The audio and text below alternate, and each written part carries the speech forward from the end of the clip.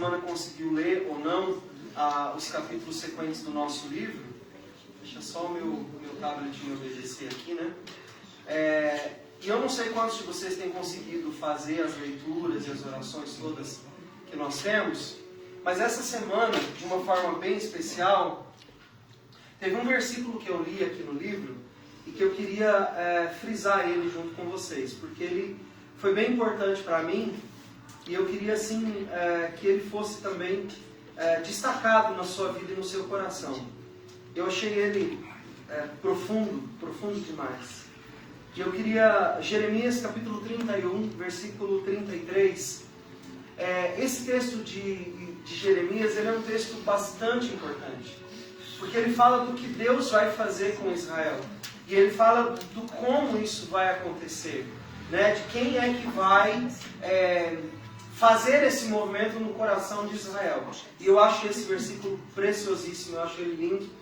Ele diz assim: na mente lhes imprimirei as minhas leis, e no seu coração eu as inscreverei. Eu vou repetir de novo. Na mente lhes imprimirei as minhas leis, e no coração as inscreverei. Deus está falando para Israel aqui: olha, eu tentei fazer e falar muitas coisas a vocês, e parece que ficou só a nível de consciência, mas eu agora vou fazer uma coisa diferente. Eu mesmo vou imprimir, né? E imprimir aqui nesse contexto bíblico, ele tem a ideia de colocar por força, usar a força para gravar. Eu vou gravar com força na mente de vocês as minhas palavras. E no coração de vocês, eu vou gravar fortemente também as minhas leis, né? É muito interessante a gente olhar um conceito que existe teologicamente para nós. Se eu não puder fechar a porta para mim ali, eu agradeço. Eu vou fazer algo de uma maneira diferente do que normalmente as pessoas... Vou voltar um pouquinho, me perdi um pouco por causa da porta. Então Deus vai imprimir na mente e no coração as suas palavras e a sua lei. Todas as vezes que a gente ouve a palavra lei, a gente ouve num sentido mais pejorativo. Provavelmente você já tem ouvido muitas vezes falar sobre a lei como uma coisa ruim.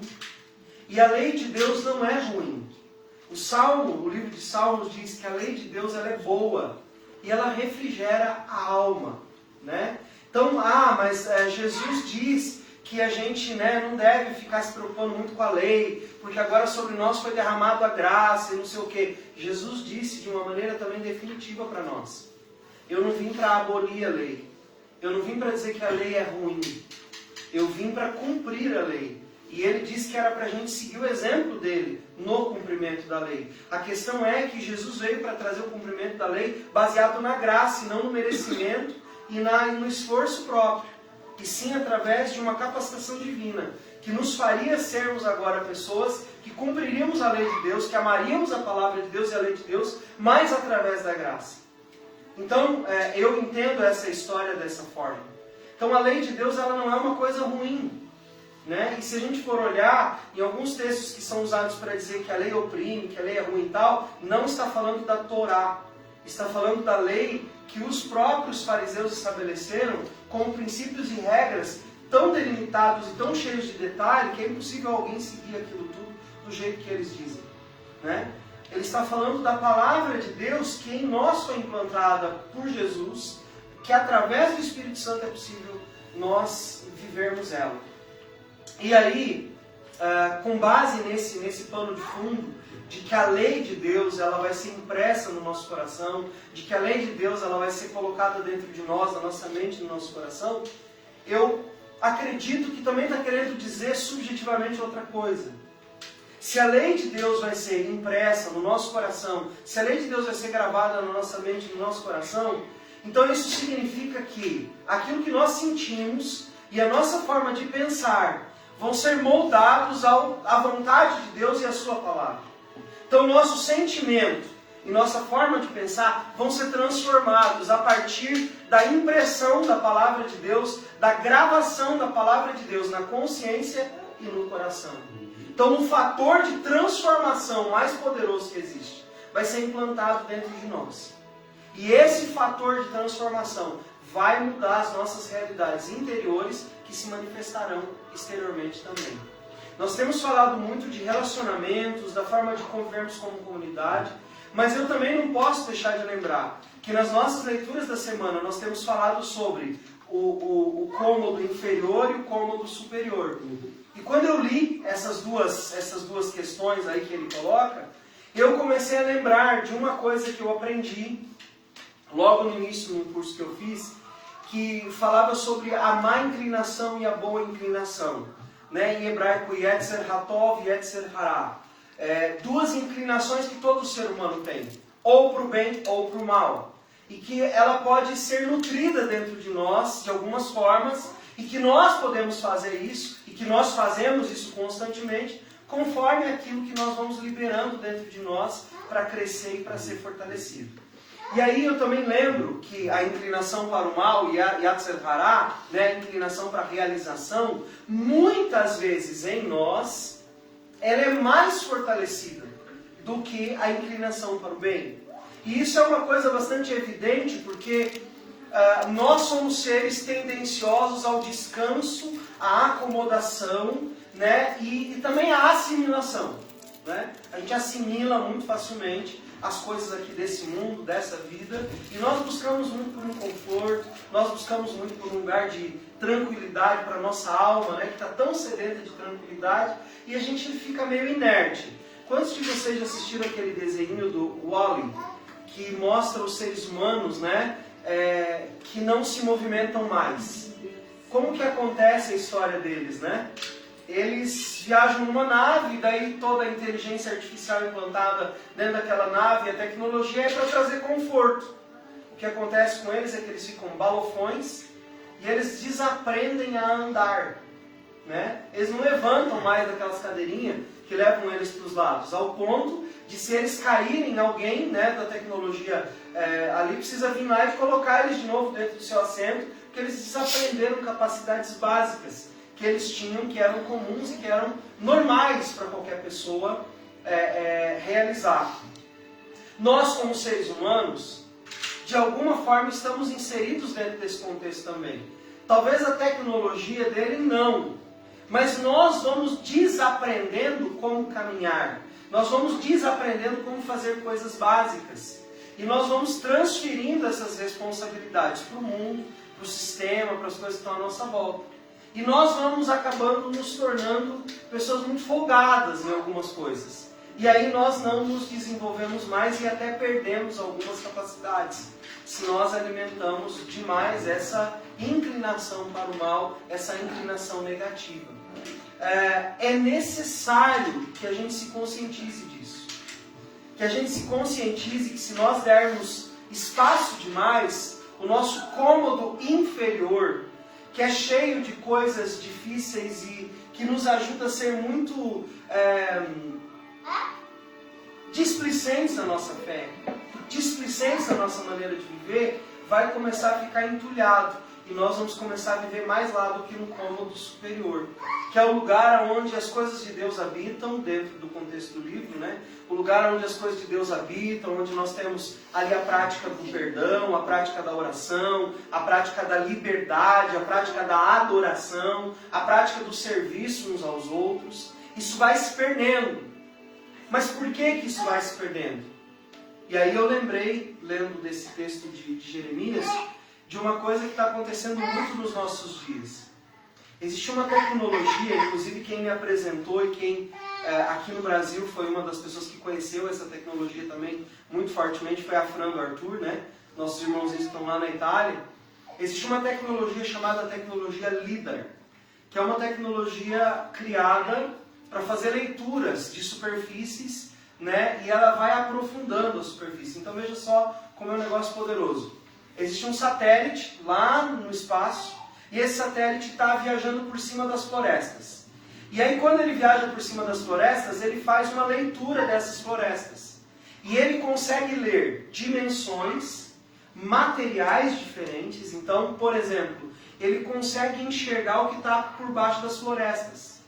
E essa tecnologia está sendo usada para mapear cidades e ver, por exemplo, construções irregulares, do que elas são feitas, qual o tamanho dela, né? Se existe alguma construção subterrânea ou não. Essa tecnologia consegue ver tudo isso. Se é feito de vidro, se é feito de cimento, se é feito de pedra, de madeira, que tipo de construção é.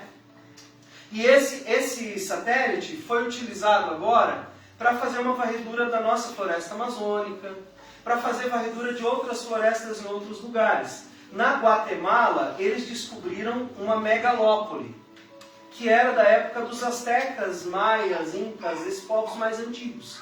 E eles descobriram uma cidade gigantesca, que estava coberta sobre a floresta e que ninguém nem sabia que estava ali, do lado da cidade, no meio da floresta. Agora descobriram no México mais uma grande cidade, que se conecta a essa outra cidade, que se conecta a uma outra cidade que existe aqui na Amazônia. E essa tecnologia tem descoberto grandes riquezas dentro desses lugares que estavam aparentemente cobertos por uma floresta.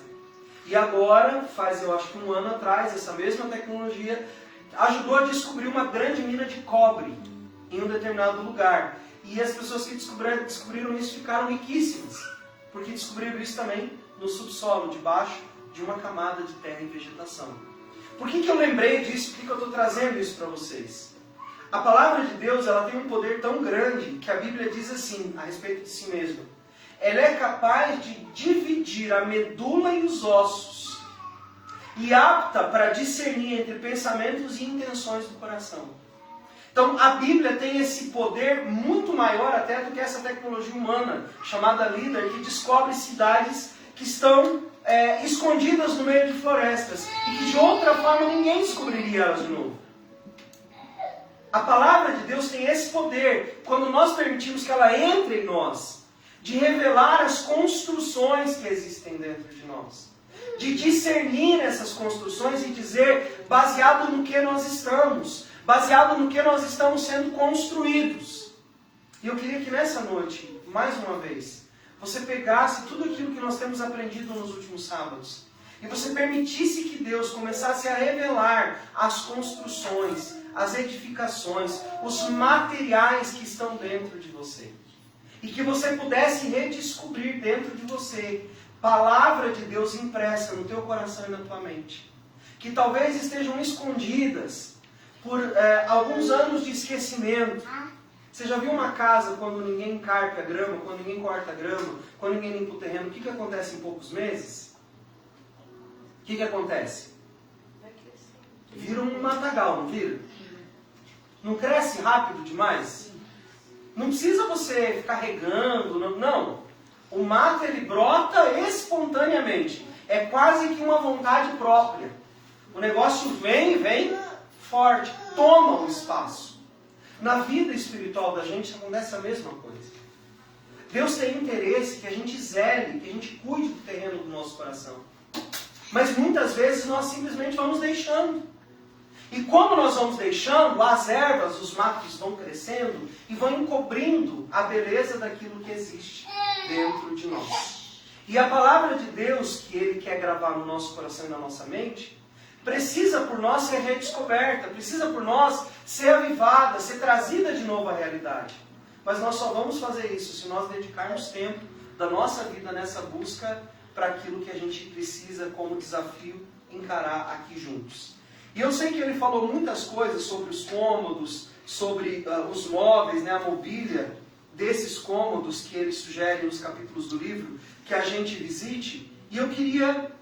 Eu fiz meio que uma condensação em 3 partes daquilo que nesse recinto superior, daquilo que nesse lugar espiritual de descobrimento de Deus, nós hoje nessa noite vamos dar uma explorada, uma navegada.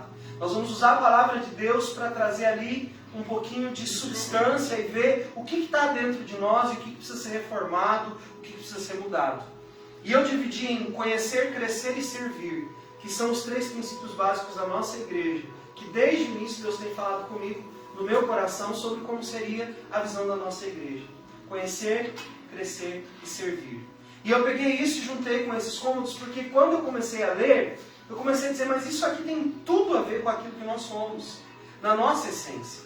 Conhecer a Deus e ao próximo, crescer individualmente, espiritualmente, crescer como comunidade e crescer no conhecimento de Deus e servir a mim mesmo, da palavra de Deus, ao próximo e ao reino de Deus, como Ele deseja que a gente sirva. Então essas são as 3 coisas básicas que eu quero destacar nessa noite, que tem a ver com o capítulo do livro do Cômodo Superior. Conhecer, crescer e servir. Conhecer a mim mesmo. Como que eu posso conhecer a mim mesmo? Permitindo que a palavra de Deus entre profundamente dentro de mim. Lembra que eu falei agora que ela é o líder, né, a tecnologia, que é apta para quê? Para discernir até os pensamentos e as intenções do coração. Então, a melhor maneira de eu me conhecer é eu permitir que a palavra de Deus penetre tão profundo em mim, que ela vá revelando coisas boas e coisas ruins que eu tenho e que eu sou, para que aquilo seja um combustível de transformação. Eu não sei quantos de vocês conhecem, como eu gosto muito de história e dessas coisas de cidades escondidas e tudo, eu sempre estou lendo e estou vendo coisas sobre isso que eu acho muito legal. Existem algumas pirâmides que foram descobertas lá no México, né? E lá essas pirâmides foram descobertas embaixo de grandes porções de terra. E com os anos elas foram sendo tiradas, essas terras, e foram descobrindo, por exemplo, as pirâmides de Chichén Itzá, que são uma das mais famosas, né? Lá em Cancún e tudo mais, tem essa pirâmide linda. É super alta, toda íntegra, toda esculpida, e eles ficam, nossa, que mistério, essas pedras, como que elas vieram? Mas para que aquilo fosse revelado, eles tiveram que tirar, né, um monte de coisas que estavam em cima, cobrindo aquela beleza. Eu e você, na nossa caminhada e na nossa vida cristã, nós vamos entulhando muitas coisas em cima de nós. E nós vamos perdendo a beleza de Cristo que foi impressa em nós no momento que nós o encontramos. Que sujeiras são essas? As nossas mágoas, né? Às vezes a gente fica magoado ou não fica? Ah, não, pastor, eu nunca fiquei magoado na minha vida. Quem que está aqui que pode dizer isso? Às vezes, as nossas decepções com o sistema, com as relações que nós temos. Às vezes, as nossas questões em casa mesmo, de família, né? de contexto familiar. Às vezes dá uma arranhada, não dá? Dá umas beliscadas, não dá?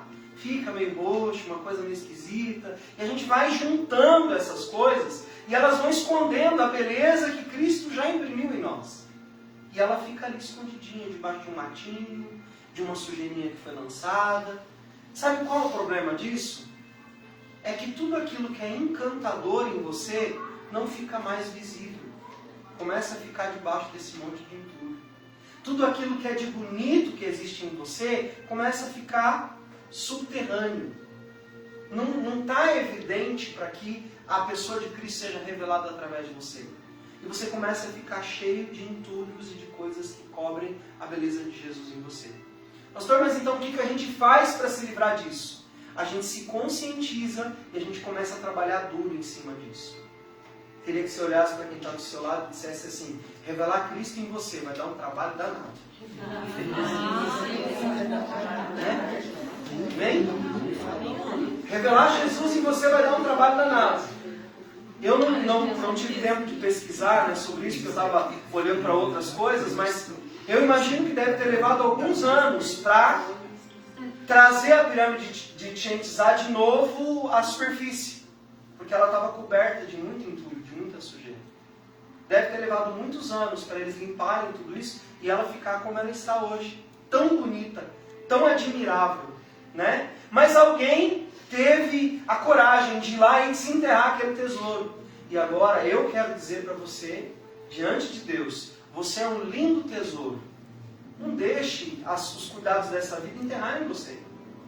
Levarem você para as profundidades.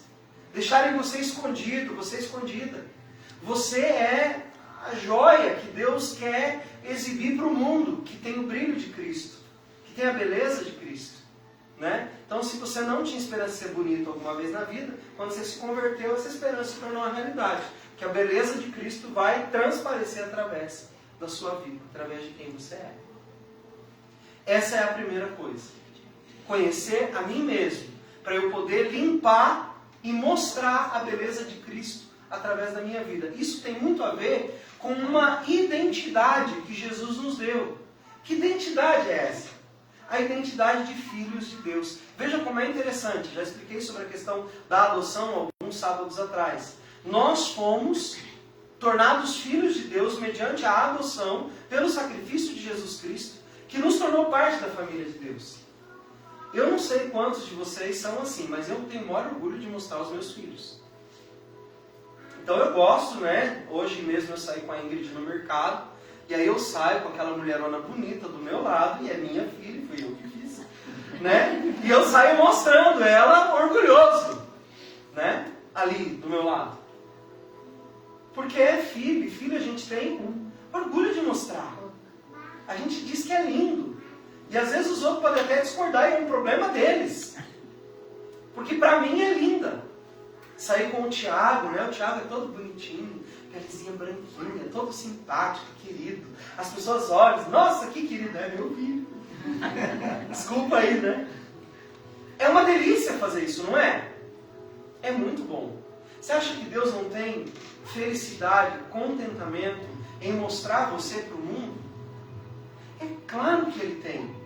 Mas às vezes nós nos sujamos e nos escondemos tanto embaixo da nossa baixa autoestima, da nossa incapacidade de verificar as características de Cristo que já estão ativas e vigentes em nós para esse mundo, que nós acabamos não permitindo que Cristo seja revelado às pessoas. Por causa da nossa própria dificuldade de reconhecer em nós essas características de Cristo.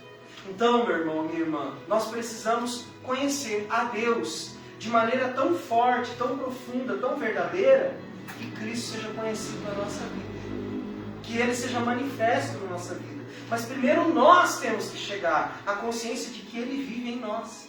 Você concorda que Jesus vive em você? Nós já não somos mais quem nós éramos. Ah, pastor, mas eu sou imperfeito, eu tenho um monte de coisa difícil na minha vida. Pois é, seja bem-vindo à casa de Deus. A casa de Deus é um lugar de gente imperfeita, que está buscando em Jesus se melhorar e crescer e se tornar a expressão da glória de Deus aqui nessa terra. Por isso que eu gosto desse texto de Jeremias, que ele vai imprimir no nosso coração e na nossa mente a palavra dele. Quem é a palavra de Deus viva na terra? É Jesus. Jesus será impresso na nossa mente e no nosso coração de uma forma forte, de uma forma intensa, que vai levar a gente a expressar esse Jesus ao mundo da forma como nós estamos vendo aí. Então, você precisa se conhecer. Você precisa conhecer esse Deus de forma íntima e profunda, que quer se revelar através da sua vida a quem está do seu lado, a quem está à sua volta. Esse Deus é aquele que colocou dentro de nós uma essência de adoração. E a palavra adoração, na língua original bíblica, ela é serviço. Então é esse Deus que imprimiu em nós a identidade de Cristo, que agora serve a Ele num propósito de mostrá-lo ao mundo. Né? Que quando você vive, quando você se expressa, quando você abraça, quando você tem um ato de revelar a tua essência de amor de Cristo na vida de alguém, vai glorificar a Deus, vai trazer à existência realidades espirituais para as pessoas que estão à sua volta. E a mais legal de tudo isso é que Ele não está esperando de nós que a gente acerte sempre. Você acha que Deus não sabia que você ia errar? Você surpreendeu Deus com seus erros? Alguém de vocês que está sentado aqui, me ouvindo, já surpreendeu Deus com seus erros alguma vez? Nossa, fiz uma coisa que nem Deus esperava que eu fizesse. Alguém de vocês já viveu isso? É claro que não. Porque Deus sabe exatamente da nossa incapacidade total e absoluta. Então nada que você faça de errado vai surpreender Deus. E a palavra que Deus está nos dizendo, que nós temos que conhecer a nós mesmos e a Deus, de tal forma que Ele, expresso através de nós, revele ao mundo. Poxa, mas se Ele, que é tão imperfeito, está expressando Jesus, então tem esperança para mim também. Não tem? Já que Ele está tão, dessa forma tão imprecisa, mas está manifestando Jesus, eu também, da minha forma que, mesmo limitada, posso expressar Jesus também. E Deus, Ele quer fazer isso através da nossa vida. O mundo que nós vivemos, Hebreus diz isso, e eu amo de paixão esse texto de Hebreus. Ele diz assim, porque o mundo aguarda em ardente expectativa a revelação de quem? Dos filhos de Deus. Quem são os filhos de Deus? Que o mundo está esperando ardentemente ser revelado. Quem são essas pessoas? Olha para quem está do seu lado e diz, é tu. O Jabu foi por conta de vocês, né? Eu falei só é tu. Vocês ficam acrescentando letra no meu versículo aí. Vocês vão ver, né? Mas é tu, é você que está aí para expressar essa glória de Deus. Então, conhecer a si mesmo e conhecer a Deus. E conhecer o próximo. Diz aí, olha para quem está do seu lado, diz assim. E aí a coisa fica ruim. Lembre-se que na Bíblia a palavra conhecer normalmente é dentro de um contexto de intimidade. E de intimidade profunda. Então, conhecer os irmãos, conhecer, se relacionar com os irmãos, significa conhecer o seu lado não tão bonito. E todo mundo tem um lado não tão bonito. Eu diria que a maior parte de nós é não tão bonita. E a parte que aparece é a parte que nós queremos mostrar. Mas nós temos um lado não tão bonito, que é a maior parte de nós, e que a gente não tem muito orgulho dessa parte não tão bonita. Sabe aquele pensamento que só você e Deus sabe que você teve? Sabe aquelas atitudes que você teve diante dos outros, mas que dentro de você era completamente contrário àquilo bonito que estava aparecendo? Pois é, Deus sabe de tudo isso. E nós temos tudo isso dentro de nós. Essa parte não tão bonita assim, que faz parte de quem nós somos. E Deus nos conhece exatamente como nós somos. Nessa parte mais desconstruída, nessa parte menos divina de nós. E isso não impediu Deus de nos amar. Eu estou certo? Deus conhece essa parte não tão bonita. E Ele mesmo assim te amou. Certo? O que Ele disse que era para nós fazermos? Que era para nós imitarmos a Ele, não era? Que era para nós amarmos como Jesus amou. Então a sua tarefa e a minha tarefa em conhecer o meu próximo é amá-lo como Jesus o amou. E amar como Jesus me amou. Então eu posso dizer assim, amar como Jesus amou ele, amar como Jesus amou ela. Mas eu não sei como Jesus amou ele ou ela. Porque eu não sou Jesus. Então eu não sei como Jesus amou esse irmão ou esse irmão. Só que Jesus nos diz assim, que é para nós amarmos aos outros como Ele nos amou. Você sabe como Ele te amou? Você já descobriu como Jesus te amou? Como é que foi o nível do amor de Jesus por você? Como é que foi? Você lembra? Ele morreu por nós. Ele morreu por nós. Dona Amélia fez a lição de casa, né? Ele nos amou a ponto de morrer por nós. Então, eu queria dar a notícia para você. Que o teu amor pelo seu irmão não pode ser menor do que isso. A ponto de morrer pelo seu irmão. A ponto de dar a vida pelo seu irmão. Nós já conversamos sobre isso numa outra reunião também. O que significa dar a vida? Não é só morrer. É dar a vida em favor do seu irmão. Ou seja, o seu dia a dia, a sua convivência, ajudando a suprir necessidades, ajudando a conquistar, ajudando a orar, ajudando a tornar a jornada do seu irmão mais leve, a viver, dar a vida pelo seu irmão. Então a maneira de amar o seu irmão é dar a vida por ele, por ela. E eu não quero que você responda para mim, responda só para você. Você está disposto a caminhar em uma comunidade de fé nesse nível? De dar a sua vida, não só morrer, mas dar a sua vida em favor do seu irmão e da sua irmã. Dar o seu tempo, fazer aquilo que a Marcinha falou aqui, que ela recebeu, né? Mensagens, carinho, flor, lembrança. Oi, tudo bem? Né? Você tá legal? Tô querendo saber de você. Olha, lembrei de você, tô orando. Olha, meu coração aqui está, né, com você aí. Isso é dar a vida. Isso é um primeiro passo. É dar suporte, é estar junto. Então, conhecer esse cômodo de cima tem essa característica. Eu permito que Jesus imprima em mim a identidade dele de uma forma tão poderosa, tão potente, tão grandiosa, que eu começo a me preocupar com os outros como Jesus se preocupou. Que eu começo a cuidar dos outros como Jesus cuidaria. Que eu começo a amar os outros como Jesus amaria. Mas amar quem? Essas pessoas que estão próximas a mim. E eu começo a fazer movimentos em favor dele. Né? Então, esse primeiro passo é um passo que exige movimento interno, para cima e em direção ao outro. Entendido? Essa é a primeira coisa que tem nesse cômodo. A segunda característica que tem nesse cômodo superior é a característica do crescimento. Ou seja, agora eu vou fazer um movimento em direção ao crescimento. Eu vejo isso acontecendo aqui na minha casa todas as semanas. Elisângela tem uma parte do dia dela que ela sobe para o recinto dela lá em cima. Tem um quartinho aqui em cima. Esse quartinho é preparado ali para ela, né? Agora nós ainda demos mais uma turbinadinha nele. E ela sobe ali. Ali ela tem umas 10 bíblias diferentes, ali ela tem os livros, ali ela tem música, ali ela tem a cadeira, uma iluminação específica. E aí ela senta ali todos os dias. Diga comigo, crescimento é uma coisa que eu tenho que nutrir todos os dias. Um dia depois do outro. E de novo. E outra vez. E de novo. É assim? Não tem crescer, é fácil? Em todos os sentidos, né? Criança tá pra Marcinha, não. Droga. Crescer é uma coisa desafiadora. É fácil para a criança aprender a andar? Não é. Leva tombo, bate a testa, se machuca. Quer sair correndo e nem aprendeu a andar ainda. Parece a gente, né?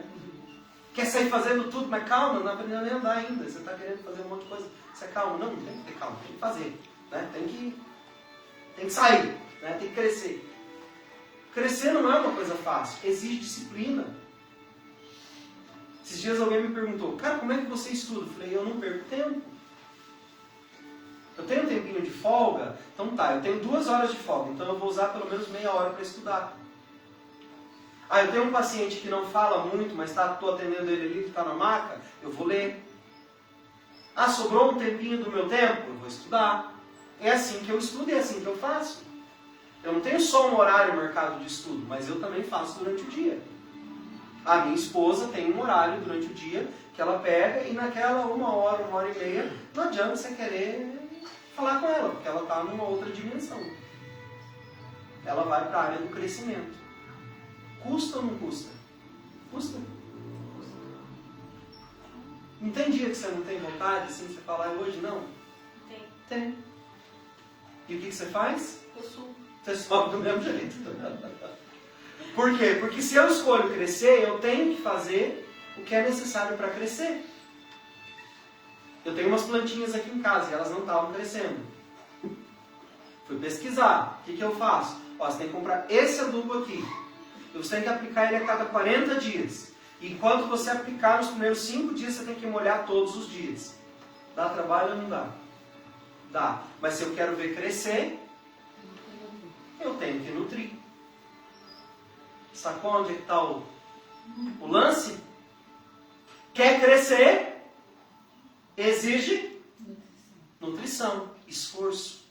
Tem que ter um trabalho em cima disso. Se você não trabalhar, não vai haver crescimento.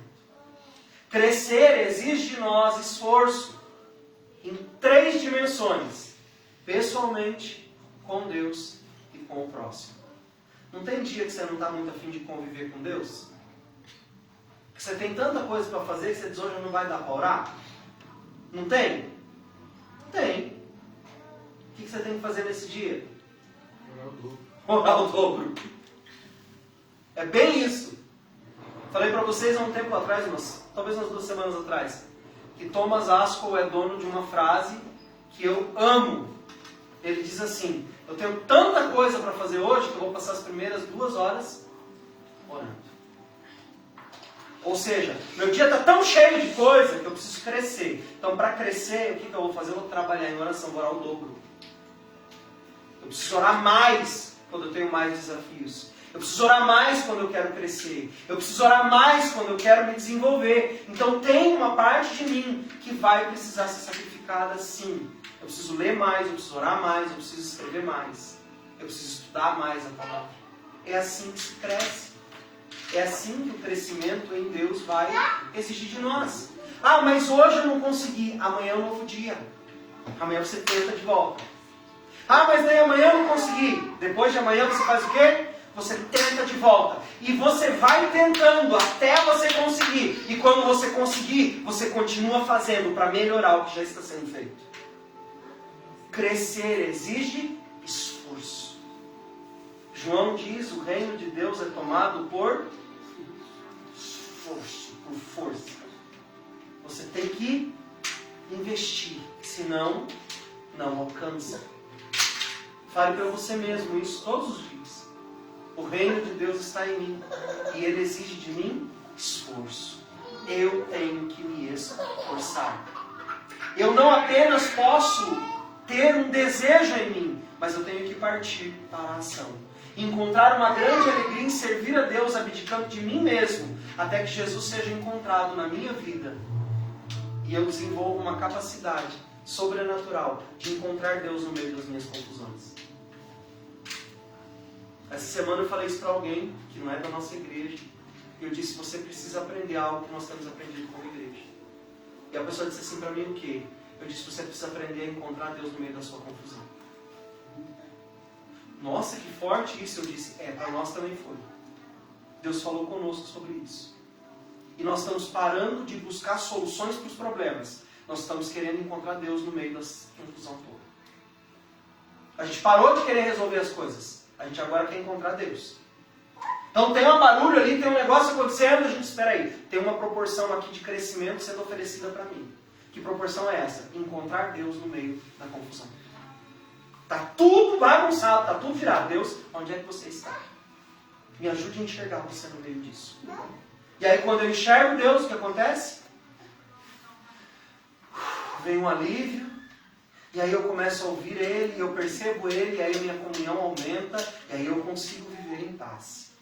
Então aprenda a encontrar Deus no meio da confusão. Isso faz parte do crescimento. Conhecer a Cristo é torná-lo vivo no meio das nossas banalidades. Sabe aquelas coisinhas que você diz assim, ninguém está interessado nisso? A Bíblia prova para a gente que Deus está interessado em todos os detalhes da nossa vida. A Bíblia diz assim, não cai um fio de cabelo da vossa cabeça, sem que Deus anda sabendo muita coisa de mim. Está caindo uns fios aqui, Ele está sabendo de tudo. O que Deus está querendo dizer com essa analogia de que não cai um fio de cabelo da sua cabeça sem que Deus saiba? É como se Deus estivesse na linguagem de hoje dizendo para nós, sabe, tem detalhes da sua vida que são tão importantes para mim que nem você percebe, mas eu sei. Eu me importo com esses detalhes da sua vida. Eu me importo com as coisas que estão acontecendo em você, com as coisas que estão acontecendo com você, com as coisas que estão acontecendo à volta de você. Eu me importo com elas. Eu sei delas. Para mim elas são importantes. É como se Deus estivesse nos dizendo, para mim isso já é assim, mas eu quero que para você também seja. Que os detalhes sobre mim sejam importantes para você. Que os detalhes na vida do seu irmão sejam importantes para você. Que essas coisas façam para você sentido. Que elas sejam alvo da sua ocupação e preocupação. No começo dessa semana, eu estava com um pouquinho de tempo disponível ali, eu puxei papo com o Mário, né? O Mário estava lá no Velho Oeste. Falei, Mário, como é que é o negócio aí? Me põe a par um pouco de como que é isso. Você já sabe como é que é uma usina? Você sabe, não? Termoelétrica? Eu sei, tá? Meu amigo me mostrou como é que é. Agora eu posso me mitidar que eu sei como é um pouquinho. Eu não fazia ideia da estrutura com a qual ele convive. Para ele é uma coisa normal. Pensa no que você trabalha, com o que você lida o dia inteiro. Até as donas de casa, com a casa. Se alguém perguntar alguma coisa sobre o teu lugar de trabalho, você sabe dizer? Por que você sabe dizer? Porque vive nele. Aquele é o teu meio. Você conhece detalhes daquilo. Não é importante você conhecer o meio da pessoa com quem você se relaciona, com quem você convive? É ou não é importante? É claro que é importante. Por quê? Porque você vai conhecer mais sobre essa pessoa. Você vai saber com que realidades ela lida. Tem umas caldeiras lá, uns negócios grandes. Fiquei pensando, meu Deus, o perigo disso, né? Altas temperaturas, alta pressão está ali dentro. Mário, isso é... Quantos anos você já está lidando com isso, Mário? Só ali 10. 10 anos só ali. Então, quem convive 10 anos com aquilo já nem vê. Aprendeu a ser amigo do perigo. Né? Está ali convivendo. Saber, conhecer os ambientes aonde as pessoas que você ama estão, as realidades que elas estão inseridas, é importante. Porque ali tem partes daquela pessoa que vão te dizer quem ela é. Vão dizer com que ela convive, as pressões que ela passa. Conheça Deus. Conheça a intimidade, conheça o ambiente onde Deus vive. Conheça as coisas que Deus faz, os riscos com os quais Deus lida todos os dias na sua vida. Mas conheça também do seu irmão, da sua irmã. Saiba os desafios que eles vivem. Camila está vivendo o desafio do vestibular, né, Camila? Do Enem. Vocês já conviveram com alguém que faz e que passa por essa fase? Gente, não é fácil, não. É desgastante. Vocês já tiveram filhos pequenos? Sabem o quanto cansa? Essa é a realidade dos nossos irmãos. Uma hora está feliz com uma coisa, dali 5 segundos já não quer mais nada, já joga tudo que é outra coisa. A gente diz assim, ai, tomara que comece a andar logo. Daí quando começa a andar, a gente diz, meu Deus, por que eu pedi isso para Deus? Quando estava no colo eu controlava, agora não controlo mais nada. E uma hora quer ficar no colo, outra hora ficar embaixo, outra hora quer ficar em cima, outra hora quer andar, outra hora quer correr, outra hora quer parar. É importante conhecer o que os nossos irmãos passam. Não é importante? Quantos de vocês já passaram por enfermidades na família de vocês? Como é que é? É facinho? Elisângela, graças a Deus, está muito bem. Deus está cuidando dela. E ela está se recuperando muito bem. Mas como é difícil. Esses dias eu estava falando com ela. Eu imagino para ela o quanto é difícil. Elisângela é uma mulher ativa. Ela não para. Vai trabalhar, volta do trabalho, lava a roupa, arruma a casa, estuda a Bíblia, aí fala com a mulherada, e vocês têm um grupo lá que vocês ficam, né, matraqueando ali o tempo todo, e, né, e faz e tal. Agora, sabe o que ela tem feito todos os dias? Deita, levanta, come, deita, levanta, come. Aí você diz assim, nossa, que delícia. Delícia? Vai pro lugar dela pra você ver se é delícia. Hoje nós estávamos conversando sobre isso, inclusive. Ela falou, não aguento mais. Porque aqui não é ela. Você já esteve doente? Não pôde fazer as coisas? Você sabe um pouco do que ela está passando. É difícil. Mas eu preciso me aproximar da realidade do meu irmão para poder entender do que é feita a vida dele. Para que eu tenha uma compreensão e o ame ainda mais. Olha o desafio. Marida Mais trabalha no SEAS há quantos anos? 28 anos. Acordando que horas, Márcia? 3 horas. 3 horas da manhã, todos os dias. De segunda a sábado. 28 anos.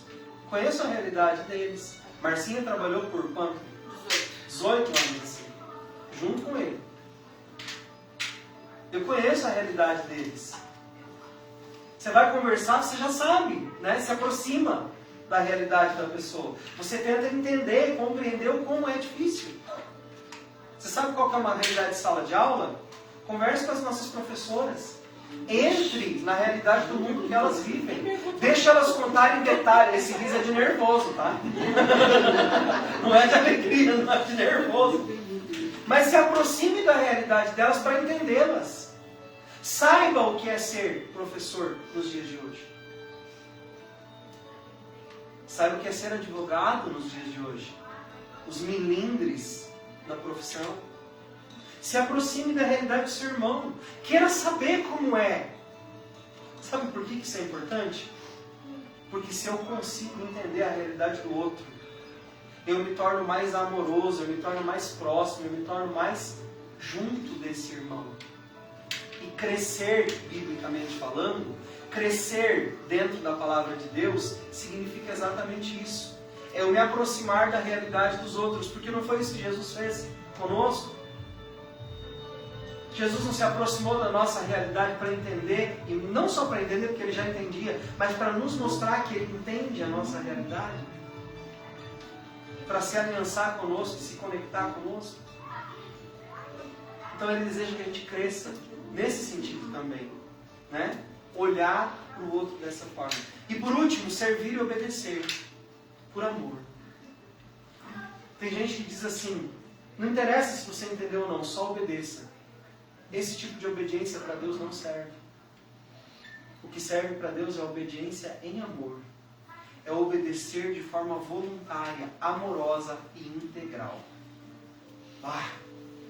De forma amorosa e voluntária já é difícil, mas ele diz que tem que ser integral. Ou você me dá tudo e me obedece, ou então a tua obediência não vale. A tua obediência é apenas legalismo religioso. Derramar um grande poder sobre nós nos trouxe uma grande missão de derramar essa mesma unção e vida sobre os nossos irmãos. Jesus nos ensinou a amar, mas não amar como qualquer um ama. Jesus nos ensinou a amar com o amor dele, e o amor dele é um amor difícil. Também já preguei sobre isso aqui. O amor de Jesus é um amor difícil. É amar aquele que te odeia. É servir aquele que não quer ser servido por você. É se doar para alguém que não está olhando para você com um senso de valorização. Esse é o Evangelho que vem a nós. É enxergar o lado ruim do outro, mas mesmo assim permanecer junto, por amor e fidelidade a Deus. Não me afastar daqueles que eu reputo não serem dignos do meu amor. Você acha que você era digno do amor de Jesus? Com toda a tua dignidade, com toda a tua correteza de vida? Não, né? Mas mesmo assim Ele nos amou. E assim mesmo se entregou. E Ele diz que é para nós amarmos como Ele amou. E Ele amou e se entregou. Então Ele está dizendo assim, como eu amei, se me entreguei, você deve amar e se entregar pela vida do seu irmão. O que significa se entregar pela vida do meu irmão? É quando ele precisar, eu estar disponível. É quando o coração dele precisar de amparo, eu ter amparo para oferecer. É mesmo na minha imperfeição dizer, eu nem sei o que te fazer para te ajudar, viu, Diego? Mas a gente está junto. E eu vou chorar com você aqui agora, porque eu também não sei o que fazer. Mas nós vamos não saber o que fazer junto. Né? Nós somos assim, mas somos em bastante, né? Então dá para fazer alguma coisa. É poder olhar para o outro mesmo na incapacidade e não desistir dessa relação. Porque não tem aquilo tudo que de repente eu gostaria. Mas tem tudo que é necessário se nós temos um ao outro. Servir é uma das formas mais importantes de nós manifestarmos a glória de Deus nessa terra. Eu não estou falando de assistência social. Eu estou falando de servir com a vida. Eu estou falando de orar por um trabalho novo, né, Patrícia? Até Deus responder. Eu estou falando de orar, né, Kaique? Para não sei como vou pagar essa viagem, até ela acontecer. E contribuir para ela acontecer também. A gente contribui um pouquinho, mas a gente contribui. Porque era um sonho, então vai viajar, viajou. Hoje faz diferença, né, Kaique? Por quê? Porque teve um grupo de pessoas que serve a Deus e que ama tanto aquele guri ali, que se a gente vai participar, nem que seja com uma migalhinha, mas nós vamos participar. Porque lá na frente a gente quer ver o que Deus vai fazer através da sua vida. A gente quer participar disso também. É muito legal ter uma Camila médica. Mas legal mesmo foi orar por quando ela não era médica, mas queria ser médica. E a gente orou para ela passar e ela se esforçou e Deus honrou o esforço dela e agora ela é médica. Isso é que é o legal da coisa. Isso que é servir. É olhar para as pessoas e derramar a vida que Deus derramou em nós, na vida das pessoas. É restaurar esperanças através da nossa vida junto com o outro. É difícil, né, Graça, agora? Mas vai passar o difícil. É ajudar a ter esperança. Esse tempo vai passar. E quando passar, a gente vai voltar a sorrir junto. Porque a gente esteve junto quando estava chorando. Então a gente vai se alegrar quando estiver sorrindo. É saber plantar no outro a semente que eu não tenho, mas que Deus pode me dar, porque o outro precisa. Quantos de vocês já aprenderam uma coisa que vocês não sabiam para ajudar alguém? Você já viveu isso na sua vida alguma vez? Eu não sabia, mas eu precisava ajudar alguém. Então, eu vou aprender para ajudar. Pode ser que eu nunca mais use na vida esse conhecimento, mas eu vou aprender porque tem um irmão meu que precisa de ajuda. E eu posso aprender, então eu vou aprender e vou ajudar. Pode ser aprender a cozinhar, pode ser aprender a limpar, pode ser aprender uma coisa que você não sabe, uma vez, 2 vezes, mas você pode aprender. Aprender a mexer no computador? Eu ouvi. A gente pode aprender. A gente pode superar por amor ao outro. Para ajudar a ensinar o caminho para o outro. Esse é o Evangelho de Jesus Cristo. Essa é a lei de Deus impressa no nosso coração. Sabe o que eu acho mais legal? Que isso está impresso na Bíblia toda. Sabe qual que é uma das mais fortes características do ministério levítico, que era o ministério de servir no templo, de servir a Deus na função de sacerdote? Era de você poder acessar coisas, lugares em Deus para alguém que veio te trazer uma necessidade. Os sacerdotes, os levitas ficavam esperando as pessoas trazerem objetos, animais, para serem sacrificados a Deus. E eles faziam essa parte para o outro. Servir a Deus para o outro. Servir diante de Deus pela vida do outro. Através de mim, Deus será adorado na vida do meu irmão. Oferecer a Ele um caminho de volta a Deus através da minha vida. Sacrificar pelo outro.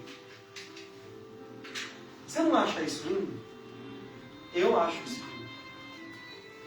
E é o Evangelho puro em Jesus sendo oferecido a todos nós.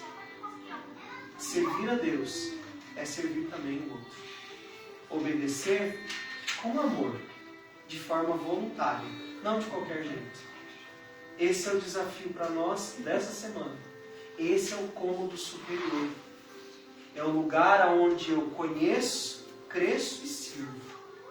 É o lugar onde eu disponho a minha adoração em forma de serviço para Deus, para o outro, para o seu reino. É onde eu acrescento na vida de alguém. É onde eu faço as pessoas subirem a um outro nível. O desejo do coração de Deus é que a gente faça isso de forma rápida, disponível, total. Eu queria que nós orássemos por isso. Que a gente leve essa mensagem para cada canto que a gente for. Na escola, no trabalho, na cozinha, limpando a casa, estendendo roupa, cozinhando, estudando, cuidando dos filhos, trabalhando na usina, trabalhando no escritório, servindo a Deus lá no teu local de trabalho, no teu local de estudo, mas que você leve essa mensagem aonde você conseguir chegar. Que ela seja parte de você. Vamos orar por isso? Se você puder, junta com alguém. Hoje nós vamos orar uns pelos outros. E nós vamos pedir a Deus pela vida do nosso irmão, da nossa irmã. E nós vamos dizer, meu querido irmão, minha querida irmã, eu quero orar. Para que Deus seja adorado através da sua vida. Para que Deus seja manifesto através da sua vida. Em nome de Jesus. Vamos fazer isso? Vamos orar? Vamos dedicar esse tempo de oração a Deus em nome de Jesus.